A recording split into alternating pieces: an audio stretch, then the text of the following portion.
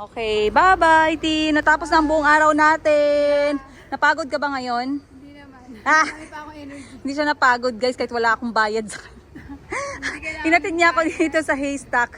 Pinainom niya pa nga ako ng bubble tea. Alright, guys, nag-vlog pa ako. Bye. Okay, guys, nandito na ako sa akin.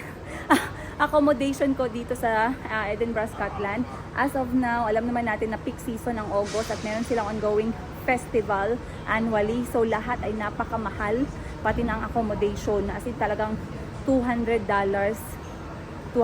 pataas or pounds. So dito tayo magsistay. Haystack Hostel. Napakagandang location. Paglabas ko, city center na agad at mga tourist spots na agad. Pero pasukin natin para makita nyo naman. Alright, let's go. So first, buksan lang natin to. And then sundin lang natin yung instructions. Okay. So, unfortunately, merong makitid na daan at aakyat tayo ng pagkataas-taas. Ayun, sa dulo. Dahan-dahan lang.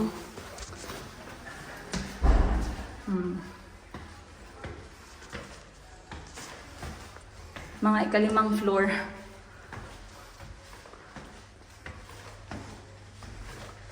Ang ganda ng review ng lugar na to. Masikip lang siya, pero okay ang review. Gusto ko nang magpahinga, guys. Alas 4 ng hapon pa lang. Pero pagod na ang Lola Bells niyo. One eternity later.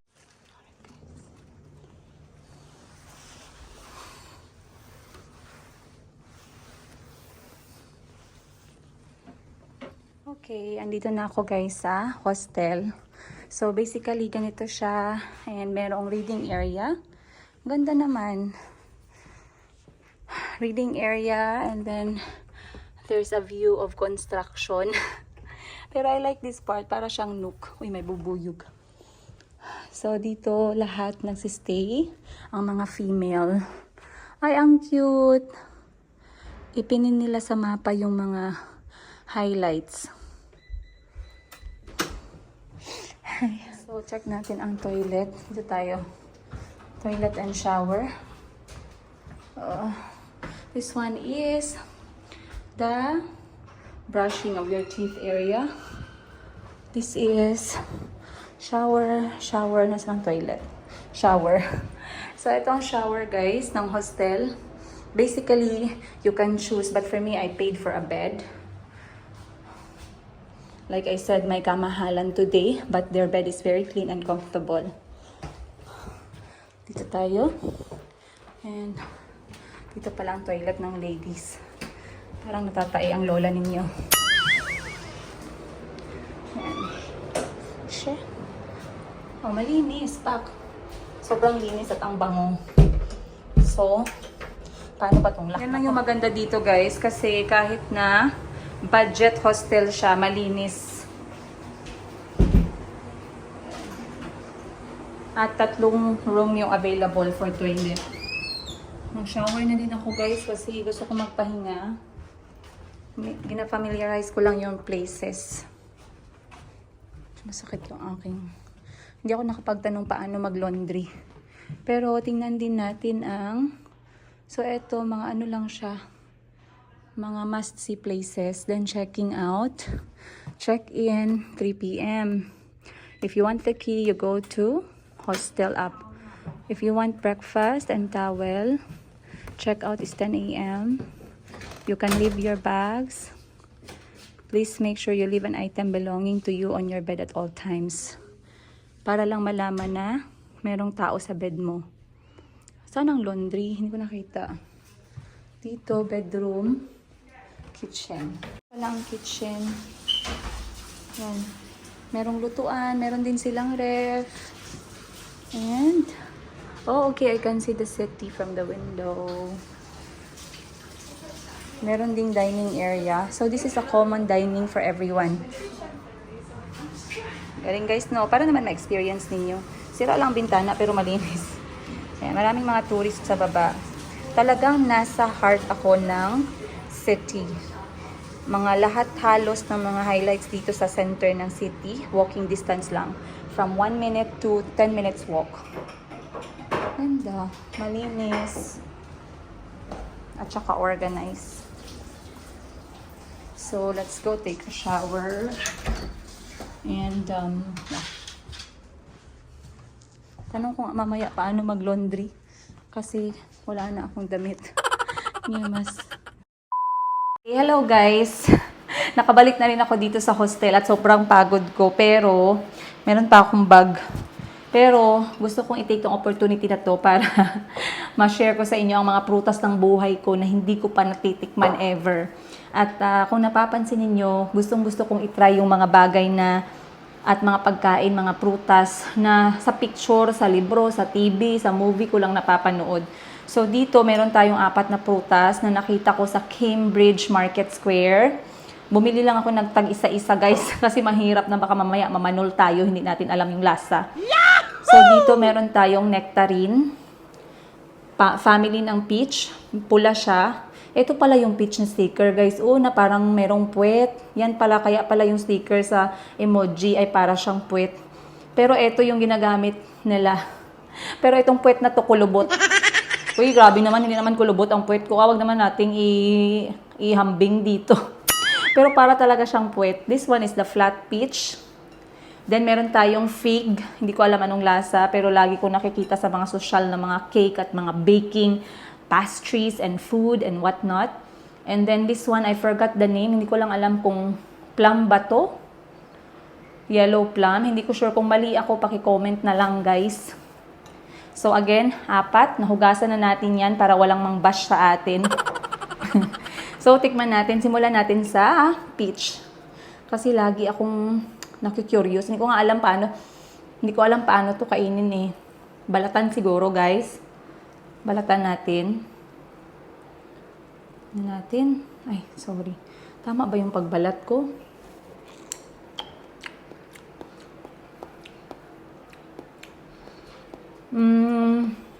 Okay. Meron talaga siyang lasa ng mga peach na inumin na binibili natin. Mga peach na juice, mga peach na candy. Meron siyang hint. Hindi ganun katapang. So, kung bumili kayo ng peach na juice, parang ganun siya. Pero mas matapang yung mga flavoring.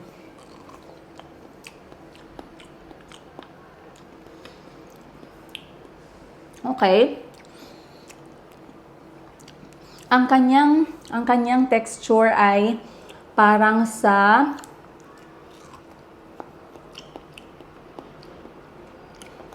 parang papaya na magaspang. Yun yung texture niya. Again, this is flat peach. Ang texture ay parang papaya, pero parang magaspang. Malambot, matamis, masarap, at amoy peach talaga. Pero never kong natikman ang peach na prutas. Lagi lang flavoring. At mga candy at juice.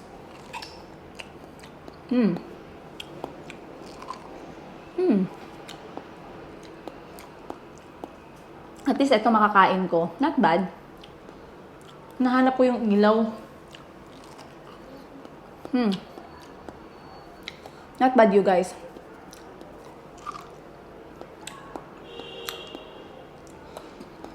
At nabili ko pa to sa Cambridge. So nabiyahe pa to papuntang Scotland. Alright. Masarap. Kaya kong kumain ito ng maramihan. Yes, siguro mga 5. Ang buto niya ay pula. Sorry guys ha. Mamaya huhugasan ko yung buto para makita ninyo. Pero ganito yung buto niya. Sorry, I don't want to be gross. Pero yan, medyo pula siya. Hindi nag-focus. Ayun. Titikman ay etong fig. Kasi lagi ko na lang nakikita tong fig na to eh. Nakita ko, nakaslice siya na parang ganyan. Medyo nalata na guys. Ang amoy niya ay parang gulay. Hindi ko alam kung kinakain ba yung balat o yung laman lang, pero tikman natin.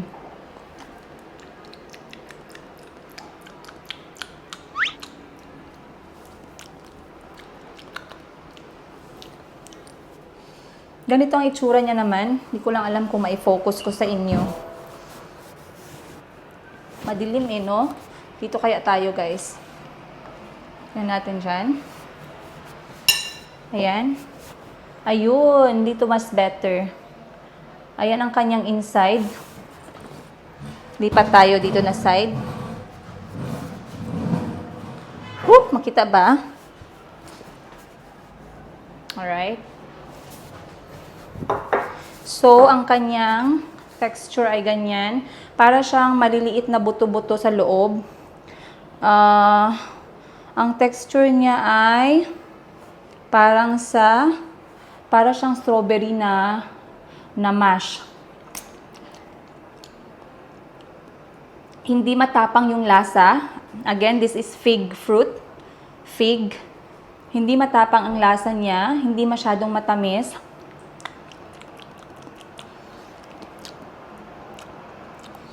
Hindi matapang ang lasa.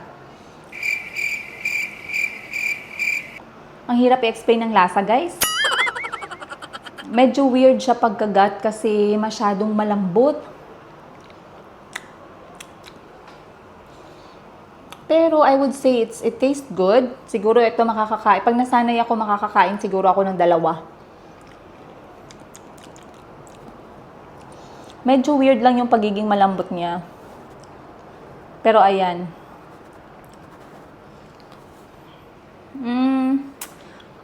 It's a weird feeling for me. Sobra ako nanibago. Hindi katulad sa peach. But okay, at least na-try natin. Hindi siya yung lasa na maaalala ko.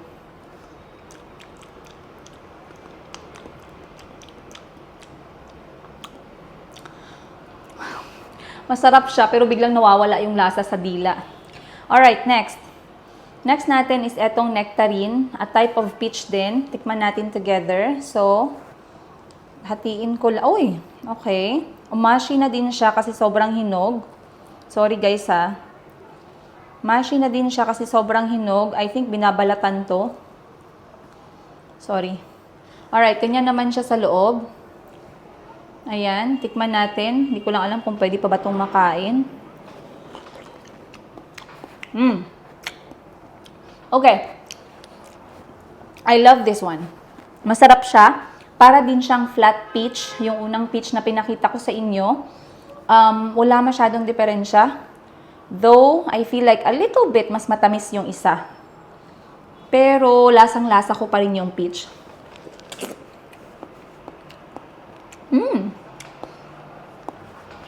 I like it. I love peach. Wow! Sobrang eye-opener. Ganito pala yung lasa ng peach. Okay. And the last one is eto. Hindi ko alam ang pangalan. Yellow plum or I don't know. Parang hindi yellow plum ang pangalan nito eh. Pero comment nyo na lang guys, lalo na yung mga taga UK. Ito naman ang buto niya. Ayan. Pagbukas, ganun siya. Brown ang buto niya. Maliit lang siya. Parang, para lang siyang kasing laki ng, anong prutas ba? Wait lang. Para siyang kasing laki ng maliliit na kamatis. Ay, hindi. Sibuyas. Anong prutas tapos sibuyas? Tikman natin.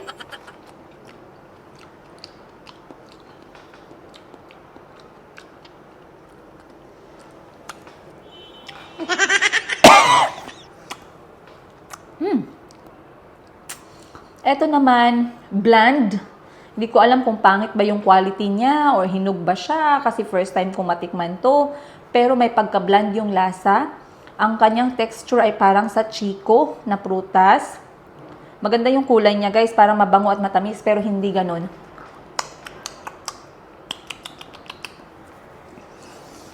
Wala siyang natitirang lasa sa bunganga.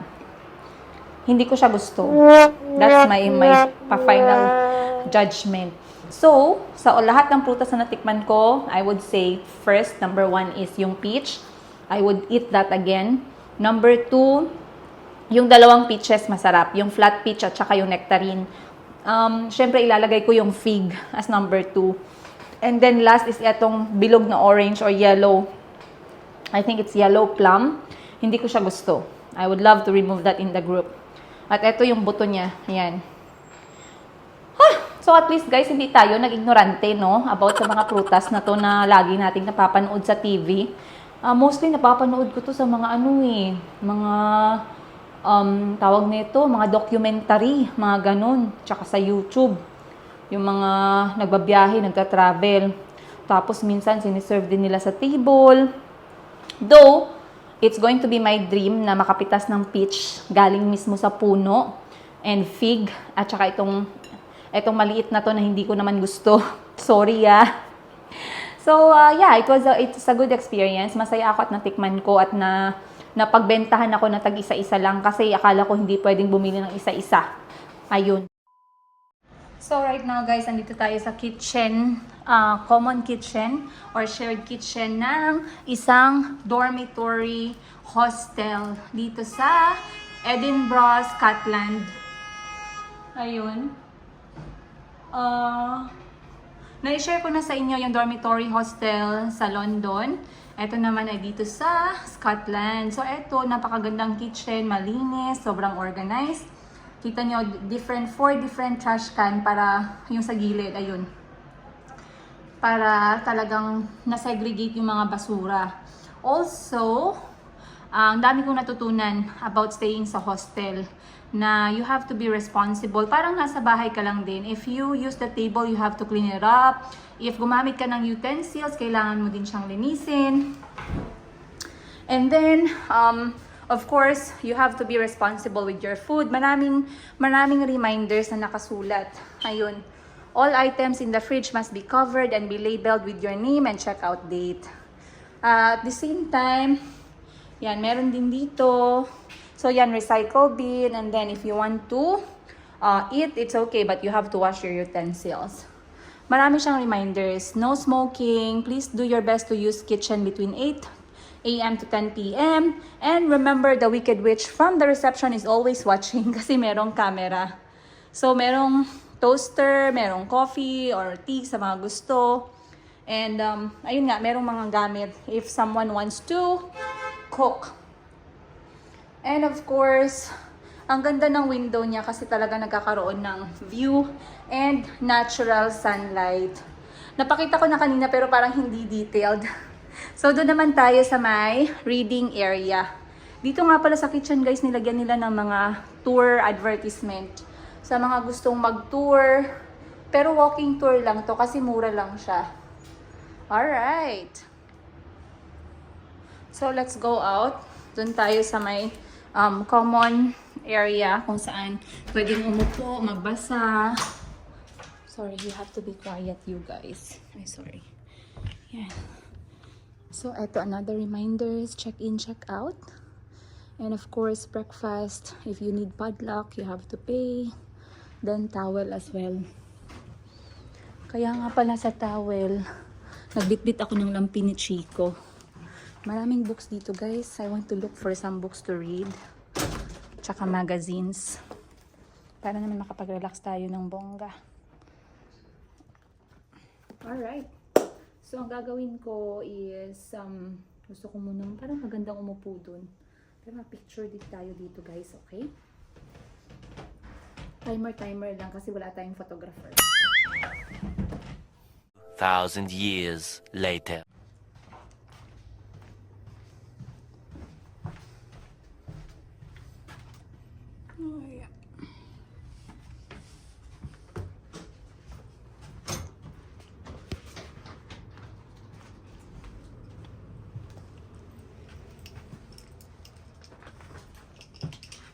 Alright. So, eto ang bed ko. Meron lang siyang unan kumot. Then, merong light and outlet. Then, this is number 3. Kasi napapagod ako mag-akyat baba. And then, this is my locker. So, dito dapat iniiwan lahat ng gamit. Kung anong number ng bed mo, yun din ang number ng iyong locker. daming locker.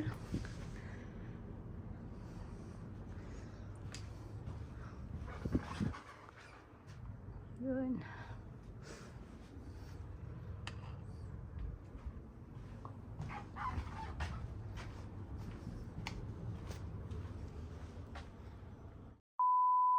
Alright guys, alas 5 pa lang ng hapon dito pero gusto kong magpahinga ng umaaga dahil maaga din ako bukas lalabas para maghanap ng gagawin.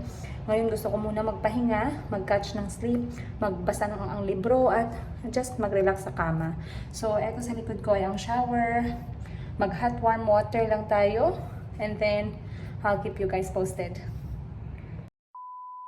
Chico, Kahil, Kalbi, Mommy miss you. 7 days more, okay? You count 7 days and then Mommy will be there, okay? I miss you, Kahil. Love you. I miss you, Kalbi. Love you. I miss you, Chico Chico. Love you. You listen to Auntie, okay? Mommy will give you surprise when I come back.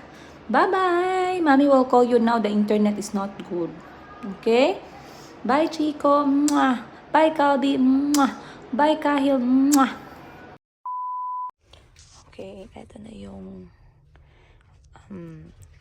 hostel. So, yung binabayaran mo is yung bed or bunk bed.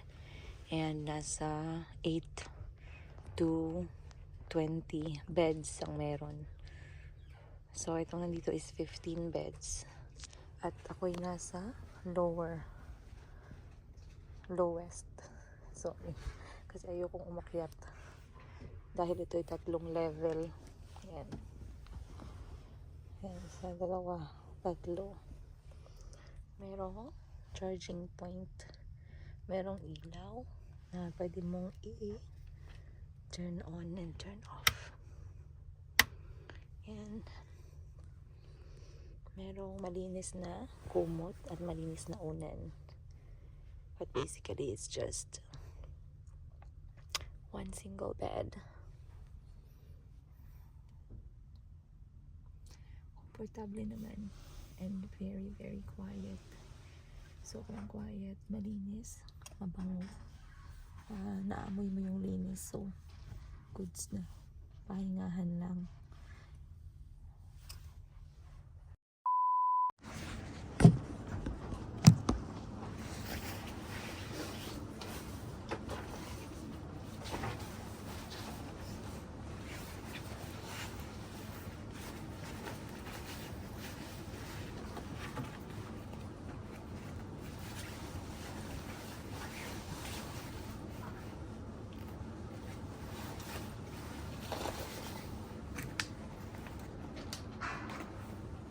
Alright. Good morning! Good morning, everyone! So, pababa na tayo. Time check, 8:30 in the morning. And this is my second day dito sa Scotland. Sa Edinburgh pala, grabe naman yung Scotland. Parang lahating kuman ang buong bansa. So, taas pang floor.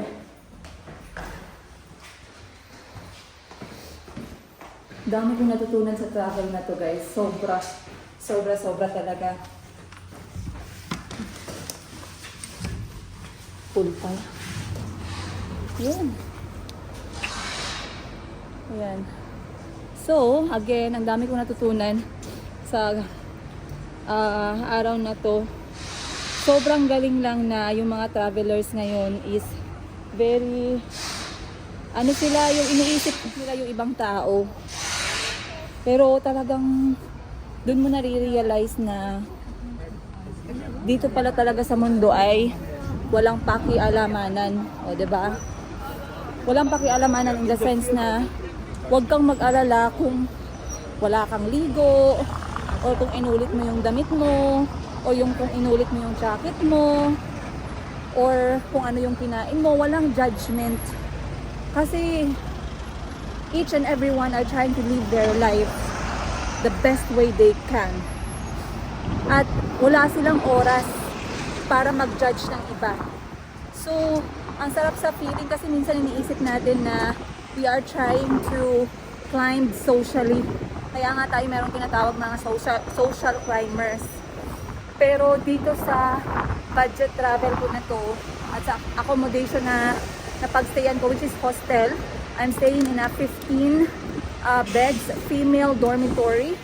So again guys, this is very decent, sobrang linis, organized, malinis lahat ng mga toilet, malinis ang shower, malinis ang kama at ang unan, at lahat ay merong designated na portion. Kung may kama ka, meron ka ding locker. So, kung tulugan lang talaga siya at hindi naman ikaw yung pala stay sa hotel at hindi naman hotel yung main reason na nagta-travel ka, it's a very good place to stay. A budget place to stay. So, hanap lang ako ng breakfast. Tara, samahan niyo ako.